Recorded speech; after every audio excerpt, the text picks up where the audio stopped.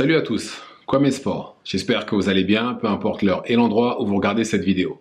Avant de commencer, cliquez sur like, abonnez-vous et activez la cloche de façon à être tenu au courant quand je posterai de nouvelles vidéos. Je suppose que vous avez vu l'altercation qu'il y a eu entre Jamal Hill et Alex Pereira, n'est-ce pas? Que dire? Bon, pour ceux qui ne l'ont pas vu, Jamal Hill est allé dans un centre d'entraînement UFC où s'entraînait Alex Pereira. Alex Pereira, ça se voit clairement sur la vidéo qu'il sortait d'une sérieuse session au pas d'ours, au pas haut, j'ai pas fait attention, mais en tout cas voilà, ça se voyait clairement qu'il s'entraînait au striking. Et Jamal Hill qui vient, qui dit oui, c'est pas Twitter ici, il arrive devant lui. Pereira, tout simplement ce qu'il fait, c'est qu'il ramasse des gants, il lui jette, il lui dit viens, on va dans la cage. Il lui répète plusieurs fois, viens, on va dans la cage. Et Jamal Hill ne fait rien, ne dit rien, et repart comme il est arrivé. Ça aurait pu dégénérer, mais voilà.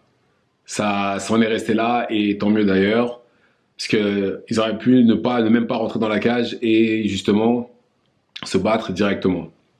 Alors, je trouve que Jamal Hill, pour tout le bruit qu'il a... déjà, on va partir du début. Il a pris son KO par Alex Pereira à l'UFC 300, KO qu'il a contesté, etc. Enfin bref. Depuis l'UFC 300, Jamal Hill n'arrive pas à encaisser la défaite. Il l'a en travers de la gorge. Il passe son temps à parler sur Alex Pereira. Il est hanté par ce KO. Il n'y a pas d'autre moyen pour décrire ce qui se passe dans la tête de Jamal Hill. D'ailleurs, il était présent lors du combat contre Khalil Rountree. Et après qu'il ait justement que l'arbitre a arrêté le combat, une caméra était sur Jamal Hill et Jamal Hill faisait semblant de bâiller comme quoi le combat était ennuyeux. Donc bon, ce à quoi Alex Pereira répondait en conférence de presse qu'il bâillait parce qu'il vient de se réveiller du KO qu'il a pris à l'UFC 300. Ce qui était très drôle d'ailleurs. Mais dans tous les cas, voilà, il est hanté par ce KO et il en veut Alex Pereira. Il va absolument avoir son rematch, coûte que coûte. Et alors, en faisant ce qu'il a fait, en allant le provoquer justement à la salle d'entraînement, déjà il s'est fait une grosse pub. Et en plus de ça, il a son prochain combat contre Jerry Prochazka. Et je pense que le vainqueur de ce combat-là sera amené peut-être à avoir un rematch, sachant que Jerry Prochazka a déjà eu un rematch. Je ne sais pas si ça va être possible pour lui. Mais dans tous les cas, si Jamal Hill gagne, oui, je pense qu'il aura son rematch. Et ouais, grâce à ce genre de vidéo-là, ce genre de pub-là, je pense pas que l'UFC va passer à côté de ça. Sachant qu'en plus, là, ils peuvent même utiliser cette vidéo-là pour faire la promotion du combat. Ouais, il n'est pas rentré dans la cage là, mais cette fois-ci, il va rentrer. Ils vont se battre pour de vrai, vous allez voir qui va gagner. Je le vois gros comme une maison. Ça va sûrement être ça, là, la pub, en cas de rematch entre les deux. Et franchement, est-ce que je vois un rematch entre les deux? Non, parce que là, je pense qu'à ce stade-là, Pereira a quasiment nettoyé sa catégorie. Il lui manque quoi? Peut-être en Kalaev. Ouais, c'est plus ou moins le seul qui lui reste. Et après, éventuellement, il pourrait monter de catégorie ou même arrêter. Il n'est même pas obligé de monter en heavyweight. Il pourrait même arrêter directement. Et je pense que, de toutes les façons, je pense que là, il a déjà solidifié son statut en tant que combattant MMA, même combattant tout court, sachant que c'est un ancien champion du Glory. Donc, en tant que combattant, il a déjà solidifié sa place dans l'histoire. Mais c'est vrai que s'il monte et qu'il prend une autre ceinture, là, l'UFC, il sera dans le Mont Rushmore sûr et certain. Mais voilà, je pense que c'était ça le but de Jamal Hill, créer l'intérêt, susciter l'intérêt du public.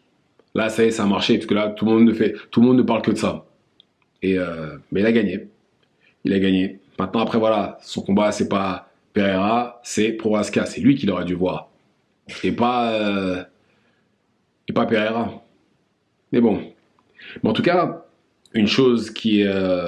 Alors, je suis mitigé en fait, parce que certes, Pereira lui a complètement manqué de respect quand il a pris les gants et qu'il les a jetés sur Jamal Hill pour lui dire vas-y, on va dans la cage.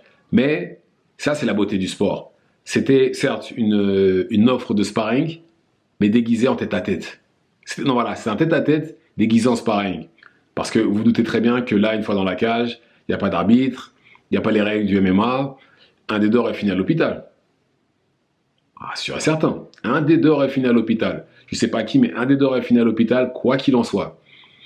Et je pense que c'est une bonne chose. Et c'est ça la beauté, on va dire, des sports de combat, c'est que si vous avez un problème avec quelqu'un, vous pouvez régler ça justement à l'intérieur du ring, à l'intérieur de la cage. Il y a des règles, c'est carré. C'est pas une bagarre de sauvage en plein milieu de la rue. Et c'est une des beautés du sport. Et très franchement, en plus de ça, Pereira aurait pu lui sauter dessus directement. Il aurait pu ne pas discuter, hop, direct, boum, il commence à lui mettre des coups de poing. Il l'a pas fait. Il a attendu, il a proposé. T'es là, je suis là, il y a une cage à côté.